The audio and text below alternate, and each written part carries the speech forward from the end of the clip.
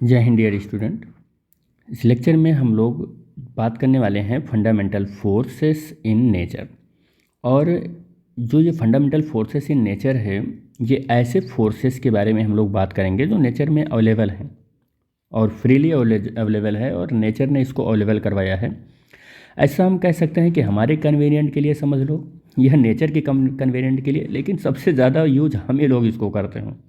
अगर सोच लो कि आज ग्रेविटेशनल फोर्स ना हो तो क्या हम चल पाएंगे? रेंगते हुए भी नहीं चल पाएंगे। अब चलेंगे भी ना, फ्रीली मूवमेंट होगा, इधर टकराएंगे उधर टकराएंगे, चोट ही खाते रह जाएंगे। तो फोर्स, जो फोर फंडामेंटल फोर्सेस है नेचर में, वो ग्रेविटेशनल फोर्स है, वीक न्यूक्लियर फोर्स है, स्ट्रॉन्ग न्यूक्लियर फोर्स है और इलेक्ट्रोमैग्नेटिक फोर्स है और स्ट्रॉन्ग न्यूक्लियर फोर्स है। ये जो ऑर्डर हमने लिखा है, gravitational force, weak nuclear force, electromagnetic force, strong nuclear force, ये इनका जो ये ऑर्डर है, ये इंक्रीजिंग ऑर्डर ऑफ फोर्स है। जैसे हम यहाँ पर ग्रेविटेशनल फोर्स को Fg से रिप्रेजेंट करते हैं, वीक न्यूक्लियर फोर्स को Fw से, इलेक्ट्रोमैग्नेटिक फोर्स को Fe से और स्ट्रॉन्ग न्यूक्लियर फोर्स को Fs से। और इन फोर्सेस का ये जो ऑर्डर है, अगर मैं कहूँ कि ग्रेविटेशनल फोर्स एक है तो उसका weak nuclear force 10⁻25 times greater है, इलेक्ट्रोस्टैटिक्स फोर्स 10⁻36 टाइम्स ग्रेटर है, और स्ट्रॉन्ग न्यूक्लियर फोर्स की बात करें तो 10⁻38 टाइम्स ग्रेटर है। अगर हम Fg के रिस्पेक्ट में बात कर रहे हैं तो इतना स्ट्रॉन्ग फोर्स है जो हमारे नेचर में ये प्रेजेंट है।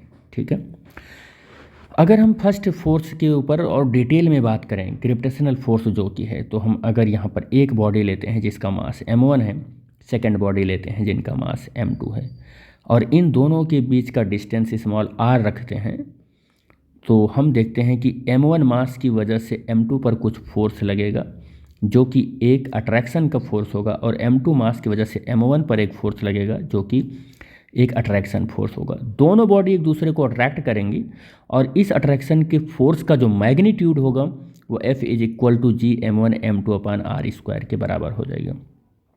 G यूनिवर्सल ग्रेविटेशनल कांस्टेंट है, m1 ये फर्स्ट बॉडी का मास, m2 सेकंड बॉडी का मास, और r इन दोनों बॉडी के बीच का डिस्टेंस, और ये ग्रेविटेशनल फोर्स है जो किसी दो या दो से ज़्यादा बॉडी के बीच में वर्क करता है। ठीक है, it is the force of the mutual attraction. ये फोर्स केवल और केवल म्यूचुअल अट्रैक्शन का फोर्स हो सकता है, रिपल्सन का फोर्स नहीं हो सकता है, between two bodies by virtue of their masses. और ये बॉडी के बीच में जो फोर्स लग रहा है, ये फोर्स मास की वजह से लगता है।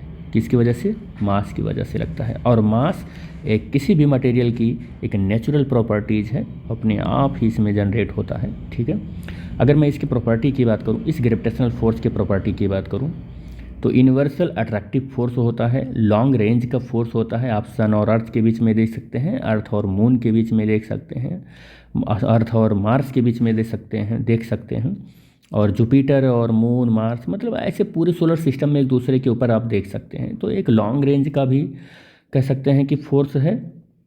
और ऐसा नहीं है कि छोटी रेंज पर ये फोर्स काम नहीं करता है, छोटी रेंज पर भी है। कहने का मतलब कि छोटी से छोटी और बड़ी से बड़ी रेंज पर भी ये एक्टिव रहता है ये force.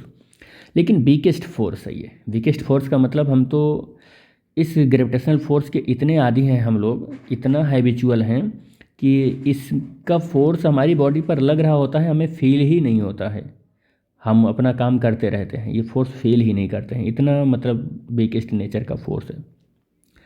It is the central force, एक सेंट्रल फोर्स है। सेंट्रल फोर्स कहने का मतलब ये है कि अगर एक बॉडी अपने पास है, एक बॉडी है अपने पास, ये एक बॉडी है और एक बॉडी ये है, ये इस पर फोर्स अगर ऐसे लगा रहा है तो ऐसे लगाएगा, जब भी लगाएगा ऐसे लगाएगा। ऐसा नहीं है कि बॉडी यहाँ है और फोर्स इधर लगाएगा, इधर लगाएगा, इधर लगाएगा, नहीं, जिधर बॉडी होगी उधर ही फोर्स ये लगाएगा, और ये बॉडी भी उधर ही इस पर भी फोर्स लगाएगा। यानी कि मिलाने वाली जो लाइन है उसी लाइन के ऊपर ही कॉन्सनट्रेटेड रहेंगे हमेशा ये, ऐसा फोर्सेस हैं ये। नेक्स्ट है अपने पास कि ये एक कंजर्वेटिव फोर्स। जो सेंट्रल फोर्सेस होते हैं वो इनवर्स स्क्वायर लॉ को ओबे करते हैं और वो कंजर्वेटिव फोर्सेस होते हैं। यहाँ पर मैंने लिख भी रखा है कि obey the inverse square law, inverse square law को ओबे करता है, कंजर्वेटिव फोर्स होता है, सेंट्रल फोर्स होते हैं। तो ये सब इसकी बहुत इंपॉर्टेंट प्रॉपर्टीज़ हैं ये। Gravitational force between the two body, दो बॉडी के बीच में जो ग्रेविटेशनल फोर्स होता है is thought to be caused by the exchange of particle called graviton. हम बड़ा ही इम्पोर्टेंट चीज़ है ये जो ग्रेविटान है ये फंडामेंटल पार्टिकल है ग्रेविटेशनल फोर्स का, ठीक है। और इसी का एक बॉडी से दूसरे बॉडी के बीच में एक्सचेंज होता है तो ग्रेविटेशनल फोर्स लगता है। और मैं एक बात बता दूं आपको कि फिजिक्स के क्षेत्र में जितना ज़्यादा से ज़्यादा लोग सोचते हैं कि हम ग्रेविटेशनल फोर्स को समझ गए हैं और ग्रेविटी को समझ गए हैं, वो उतनी ही झूठी बातें हैं। यानी कि मैं ये कहना चाहता हूँ कि अगर स्कोप ऑफ फिजिक्स की बात करें या कह सकते हैं स्कोप ऑफ डिस्कवरी की बात करें, मेनली हम डिस्कवरी की बात करेंगे, तो इसकी अगर मैं स्कोप ऑफ डिस्कवरी की बात करूं तो इसकी पावर मैं इनफाइनाइट लिख सकता हूं। क्यों लिख सकता हूं? क्योंकि अभी तक हमें ग्रेविटान पार्टिकल के बारे में कुछ ज़्यादा नॉलेज ही नहीं है। वो अलग बात है कि हम ग्रेविटी के बारे में खूब पढ़ते हैं, लेकिन ग्रेविटान पार्टिकल के बारे में हमें कुछ ज़्यादा नॉलेज है ही नहीं। तो हम अगर इस फील्ड में काम करें तो बहुत सारी ऐसी चीज़ें हैं जो डिस्कवरी अभी नहीं हो पाई हैं, तो डिस्कवर करने के लिए बहुत कुछ हमारे पास स्कोप है। हम अगर इलेक्ट्रोस्टैटिक्स फोर्स की बात करें, वीक न्यूक्लियर फोर्स की, स्ट्रॉन्ग न्यूक्लियर फोर्स की, तो वहाँ पर हम उसके फंडामेंटल पार्टिकल के बारे में बहुत कुछ चीज़ें जान चुके हैं।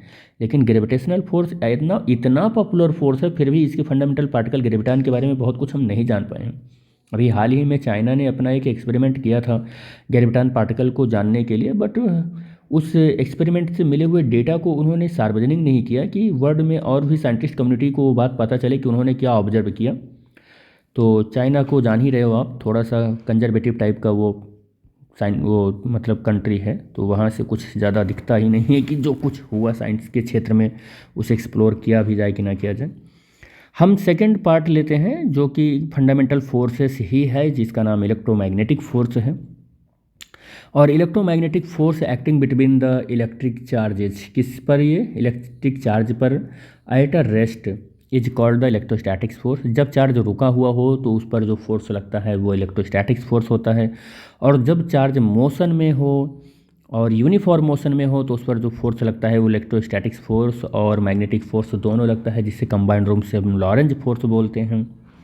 और अगर इलेक्ट्रोस्टैटिक्स फोर्स के बारे में बात किया जाए तो अगर मैं एक इलेक्ट्रॉन या हम कह सकते हैं कि एक प्रोटॉन या दो फंडामेंटल बेसिक पार्टिकल के बारे में के लिए अगर बात किया जाए तो एक पर चार्ज Q1 हो और दूसरे पर चार्ज Q2 हो। मान लो कि एक चार्ज ये Q1 है और एक पार्टिकल ये है जो कि Q2 है, और इनके बीच का डिस्टेंस अगर स्मॉल r है तो एक चार्ज दूसरे चार्ज पर जो फोर्स लगाता है, चाहे वो इलेक्ट्रोस्टैटिक्स अट्रैक्शन का फोर्स हो और चाहे वो इलेक्ट्रोस्टैटिक्स रिपल्सन का फोर्स हो, ये दोनों तरीके का फोर्स हो सकता है, अट्रैक्शन का भी हो सकता है और रिपल्सन का भी हो सकता है। तो ये जो फोर्सेस हैं इनके लिए Coulomb, Charles de Augustin Coulomb ने एक फार्मूला दिया था जिसे F=1/4πε0 Q1 Q2/r² बोलते हैं। यानी कि दोनों चार्जेज के मैग्नीट्यूड का प्रोडक्ट और उन दोनों चार्जेज के बीच के डिस्टेंस का स्क्वायर को डिवाइड करो, ठीक है, Q1 Q2 को डिवाइड करो इससे, तो ये मिल जाता है हमें इलेक्ट्रोस्टैटिक्स फोर्स मिल जाता है, ठीक है। अगर इसकी प्रॉपर्टी की बात करें तो इलेक्ट्रोमैग्नेटिक फोर्स में बी अट्रैक्टिव और the repulsive, it obey the inverse square law. ये इलेक्ट्रोस्टैटिक जो फोर्स है ये अट्रैक्टिव भी हो सकता है, रिपल्सिव भी हो सकता है और इनवर्स स्क्वायर लॉ को ओबे करता है। इनवर्स स्क्वायर लॉ का मतलब होता है 1/r², इसको इनवर्स स्क्वायर लॉ बोलते हैं, ठीक है। मतलब कहने के मेरे मतलब है कि F∝ 1/r भी F∝ 1/r² और F∝ 1/r³ F∝ 1/r4 ऐसे मतलब चल रहा है, तो उसमें इस वाले टर्म को इनवर्स स्क्वायर लॉ बोलते हैं, इस वाले टर्म को इनवर्स स्क्वायर लॉ बोलते हैं, ठीक है। ये जो है ये इनवर्स स्क्वायर लॉ है, ठीक है। तो यही टर्म होता है इलेक्ट्रोमैग्नेटिक फोर्स में, ठीक। ये हालांकि मैं आपको समझाने के लिए ये सारे टर्म लिख दिया कि ऐसा भी होते हैं, ठीक है। तो इसको बोलते हैं, ये 10⁻36 टाइम स्ट्रॉन्गर होता है। किससे स्ट्रॉन्गर होता है? ग्रेविटेशनल फोर्स से। किससे स्ट्रॉन्गर होता है? ग्रेविटेशनल फोर्स से। It is the long range force, बहुत लॉन्ग रेंज फोर्स है, ठीक है। It is a conservative force है। It is a central force, conservative force, inverse square law, ये सब तो फंडामेंटल फोर्सेस की बहुत बेसिक प्रॉपर्टीज़ हैं, ये सब अपने दिमाग में तो रखे ही है ये। नेक्स्ट अगर हम बात करें इलेक्ट्रोमैग्नेटिक फोर्स का nature of the some microscopic forces, तो contact force between two bodies, force of the friction, elastic force in a spring, van der Waals forces, force in a taut spring rope etc। तो यहाँ सब हम microscopic forces के term में बात कर सकते हैं। थर्ड की अगर हम बात करें तो स्ट्रॉन्ग न्यूक्लियर फोर्स, तो स्ट्रॉन्ग न्यूक्लियर फोर्स क्या है? स्ट्रॉन्ग न्यूक्लियर फोर्स एक अट्रैक्टिव फोर्स होता है which bind together the proton and neutron. और न्यूक्लियर लिखा हुआ है तो आपके दिमाग में आना चाहिए कि न्यूक्लियस के अंदर का फोर्स है, ये भी याद रखना। यानी कि न्यूक्लियस बहुत छोटी पार्टिकल है, इतना छोटा पार्टिकल है कि हमें आंखों से दिखता ही नहीं है। तो आप समझ गए होंगे कि ये एक शॉर्ट रेंज फोर्स है, लॉन्ग रेंज फोर्स नहीं है, एक शॉर्ट रेंज फोर्स है, ठीक है। तो एक ही शॉर्ट रेंज फोर्स है जो प्रोटॉन और न्यूट्रॉन के बीच में लगता है, न्यूक्लियस के अंदर लगता है, तो कॉल्ड स्ट्रॉन्ग न्यूक्लियर फोर्स होता है। और इट इज़ काज्ड, ये लगता ही क्यों है न्यूक्लियस के अंदर? तो bye the exchange of particle का एक्सचेंज होने से। और कौन से पार्टिकल का एक्सचेंज होता है? पाई मेसान पार्टिकल का एक्सचेंज होता है। किसका होता है? पाई मेसान पार्टिकल का एक्सचेंज होता है न्यूक्लियस के अंदर। तो इसी वजह से स्ट्रॉन्ग न्यूक्लियर फोर्स हो जाता है। प्रोटॉन के बीच में लगता है ये फोर्स, ये पाई मेसान एक्सचेंज होता है। प्रोटॉन न्यूट्रॉन प्रोटॉन, इन्हीं के बीच में एक्सचेंज होता रहता है। जब when टू न्यूक्लियॉन्स, दो न्यूक्लियंस का मतलब है प्रोटॉन या न्यूट्रॉन या प्रोटॉन, प्रोटॉन भी हो सकते हैं। दो न्यूक्लियंस की बात हो रही है। और न्यूक्लियस में रहने वाले पार्टिकल्स को न्यूक्लियॉन्स बोलते हैं। Are the within one fermi, कह रहा है कि जब दो न्यूक्लियॉन्स केवल 10⁻⁻15 मीटर रेंज के फोर्स डिस्टेंस के अंदर रहेंगे तभी ये फोर्स लगता है, ये भी याद रखना आप। ये फोर्स 10⁻⁻15 मीटर के रेंज में ही लगता है, यानी कि शॉर्ट रेंज फोर्स है। मैं बार बार आपको बता रहा हूँ। Electron do not experience the strong nuclear force, electron strong nuclear force को मतलब फील नहीं करते हैं। इसके पीछे का लॉजिक ये है कि इलेक्ट्रॉन न्यूक्लियस से बाहर होता है और वो 10⁻⁻15 मीटर के रेंज में आता नहीं है, इसलिए इस फोर्स को फील नहीं कर पाता है, ठीक है। और ये कहाँ पर वर्क करता है? टू न्यूक्लियॉन्स के बीच में। अब वो न्यूक्लियॉन्स प्रोटॉन भी हो सकते हैं, प्रोटॉन न्यूट्रॉन भी हो सकते हैं, न्यूट्रॉन प्रोटॉन भी हो सकते हैं, न्यूट्रॉन प्रोटॉन भी हो सकते हैं, या प्रोटॉन न्यूट्रॉन यहाँ लिखना चाहिए। बेसिकली अगर यहाँ पर बात करें तो यहाँ पर लिखना चाहिए किसका? प्रोटॉन न्यूट्रॉन, ठीक है। तो इनके बीच में, अच्छा ये क्या लिखा था, एक मिनट,